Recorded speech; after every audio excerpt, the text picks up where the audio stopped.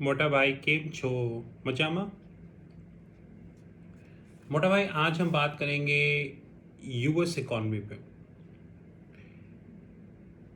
इस टाइम पे मोटा भाई दो इश्यूज काफ़ी रेलेवेंट और इम्पोर्टेंट हैं। डेफिनेटली नंबर वन तो कोविड-19 और अनफॉर्चुनेटली उसके केसेस लगातार बढ़ते जा रहे हैं और यूएस ऑलरेडी 6.1 मिलियन क्रॉस कर चुका है और एवरेजली यूएस डेली बेसिस पे 50,000 प्लस केसेस रजिस्टर्ड कर रहा है।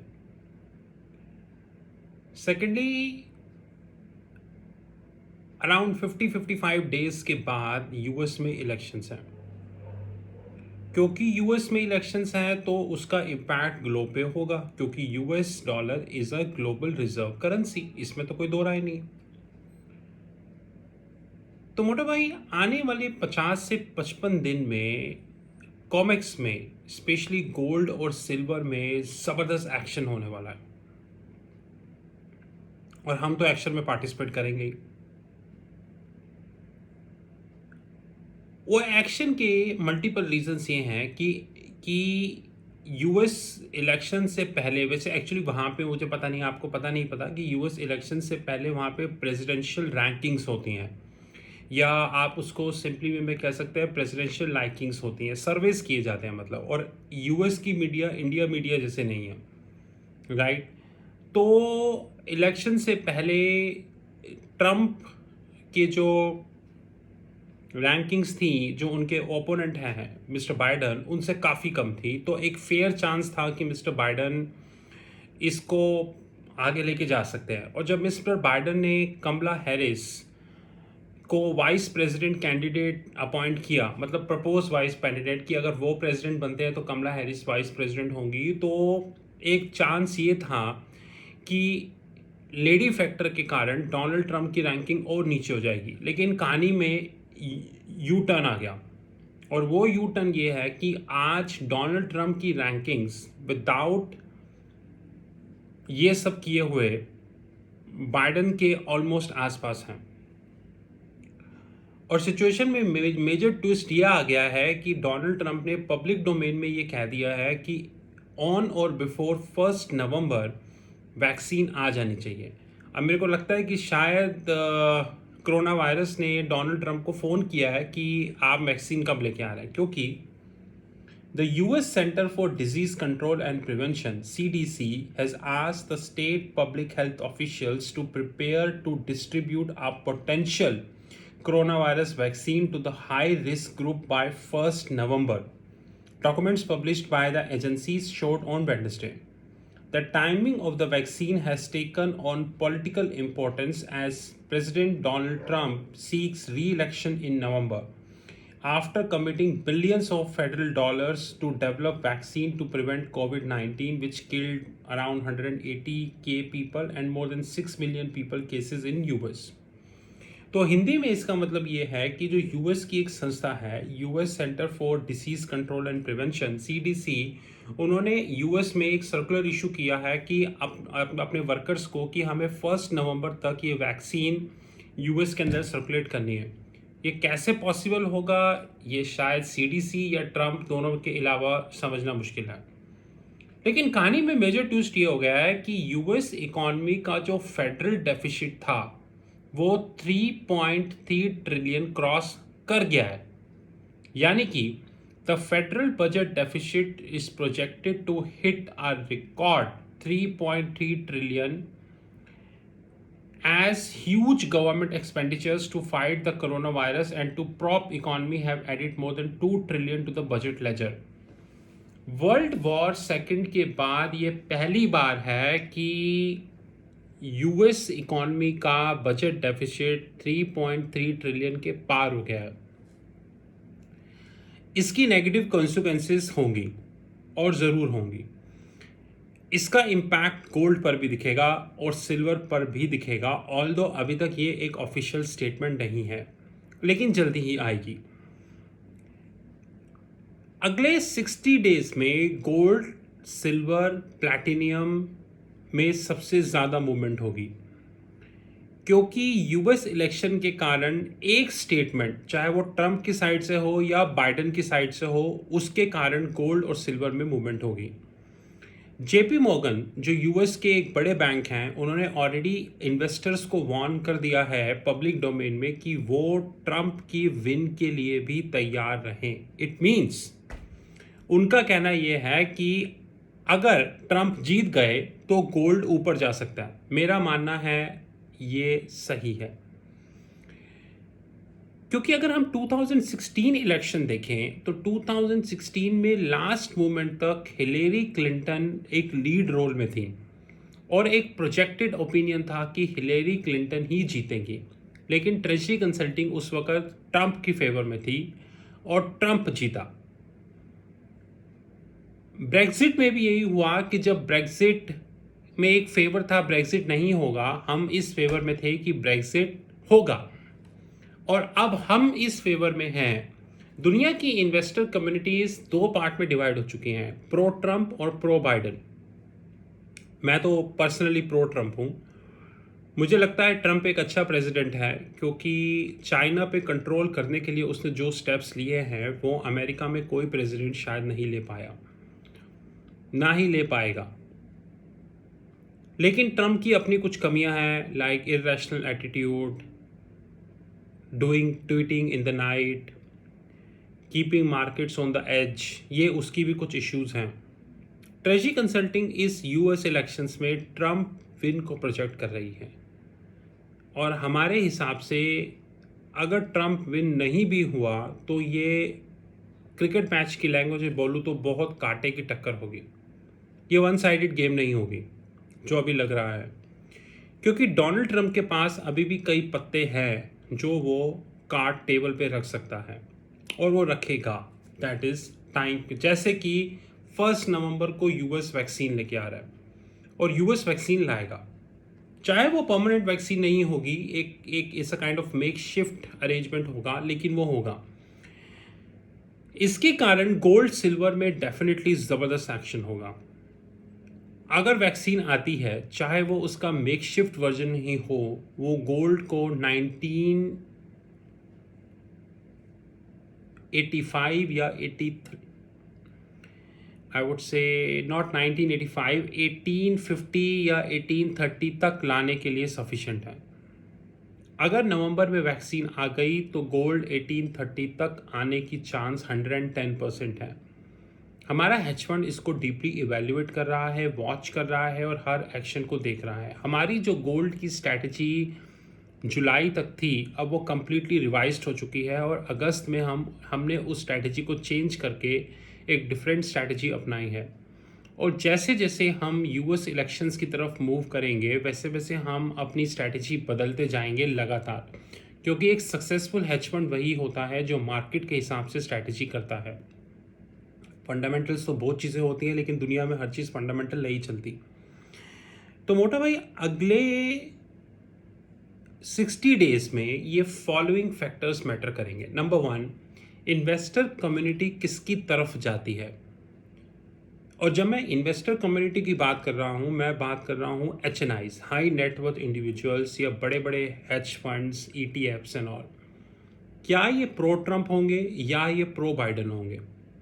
ट्रेजरी कंसल्टिंग प्रो ट्रंप है, लेकिन ट्रेजरी कंसल्टिंग प्रो ट्रंप होने का बिल्कुल भी मतलब नहीं है कि अगर मार्केट बाइडन की तरफ मूव करेगी तो हम अपनी स्ट्रैटेजी चेंज नहीं करेंगे। अगर हमें लगा कि मार्केट बाइडन की तरफ मूव कर रही है तो हम अपनी स्ट्रैटेजी इमीडिएटली चेंज करेंगे। लेकिन फिलहाल हमारा ओपिनियन यही है कि market is in a mix means एक क्रिकेट मैच की तरह है। आपको 4 ओवर में 20 रन बनाने, तो एक प्रोबेबल है कि 4 ओवर में 20 रन बन सकते हैं, not a big deal, right. लेकिन हो सकता है ना भी बने। ऐसे कई क्रिकेट मैचेस हैं जिसमें 4 ओवर में 20 रन नहीं बने, और ऐसे कई मैचेस हैं जिसमें लास्ट ओवर में 30 रन भी बने। As simple as that. तो अभी तक हम प्रो ट्रंप हैं, लेकिन हम हर चीज़ को इवेल्युएट कर रहे हैं कि बाइडन कैसे और इसका क्या इम्पैक्ट होगा। हमारा कॉमिक्स डेस्क अगले एटलीस्ट यूएस इलेक्शन तक अपनी टाइमिंग शिफ्ट करेगा 3 AM IST, और which is around 5:30 AM Singapore time precisely. US election से 10 दिन पहले हम almost 18 hours per day online रहेंगे और यूएस इलेक्शन के रिजल्ट में हम उस दिन कंप्लीटली ऑनलाइन रहेंगे कॉमिक्स के अंदर। कुछ ऐसे फैक्टर्स जो मैटर करेंगे: इन्वेस्टर कम्युनिटी की मूवमेंट, यूएस का फिस्कल डेफिसिट, अनफॉर्चुनेटली यूएस के 6 मिलियन केसेस, और अगर ये 6 मिलियन केसेस नवंबर तक बढ़ के 10 मिलियन हो जाते हैं, अनफॉर्चुनेटली जिसके चांसेस भी हैं, तो कुछ हो सकता है। लेकिन अगर इस between Russian claim vaccine plus US claim on vaccine true होता है तो कहानी में यू टर्न हो सकता है, इमीडिएट यू टर्न।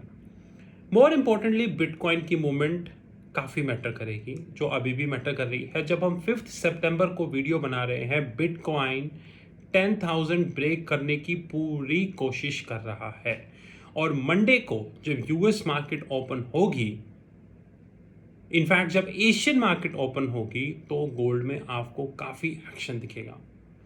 हम मंडे को सुबह 5:30 AM सिंगापुर से ही मार्केट में एक्टिव रहेंगे। अगले 60 डेज काफ़ी टफ हैं ग्लोबल मार्केट के लिए। एक स्टेटमेंट ट्रंप की या मिस्टर बाइडेन की मार्केट को मूव करने के लिए सफिशिएंट है। मुझे ऐसा लगता है कि क्रूड को छोड़कर और टू एन एक्सटेंट कुछ बेस मेटल्स को छोड़कर बाकी सारे मेटल्स काफ़ी वोलेटाइल रहेंगे।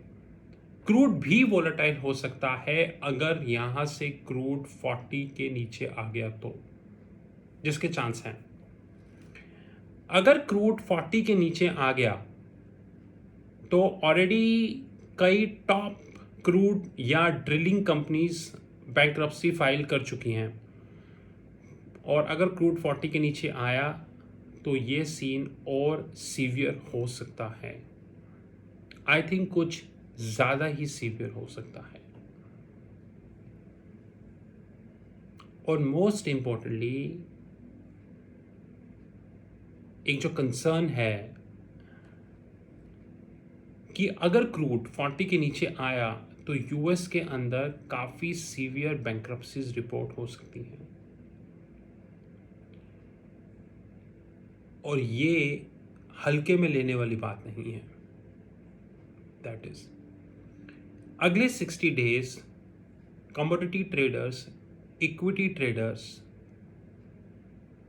करेंसी ट्रेडर्स को काफ़ी केयरफुल रहना चाहिए।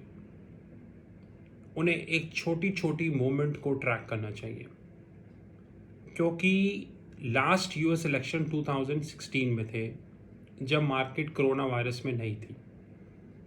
इस बार इलेक्शन प्लस कोरोना वायरस, और अगले इलेक्शन जब 2024 में होंगे तो कोरोना वायरस जा चुका होगा या उसका इम्पैक्ट ऑलमोस्ट 5% के आसपास होगा।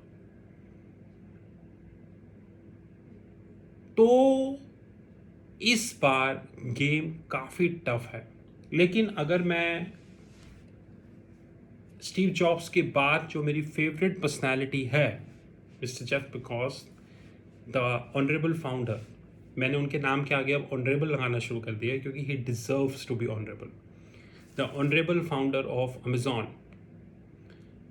When the going gets tough the tough gets going. इस दुनिया में जब बड़ी बड़ी कंपनीज जॉब्स कट कर रही हैं, अनफॉर्चुनेटली ब्रिटिश पेट्रोलियम जैसी बड़ी जायंट अपना लंदन हेडक्वार्टर सेल कर रही है, आप समझ सकते हैं।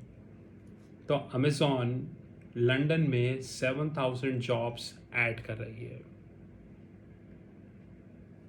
मैं धन्यवाद करना चाहूँगा इन लोगों का, mister Ambani, mister Jeff Bezos, Tim Cook और ऐसे 2-3 जिन्होंने साबित कर दिया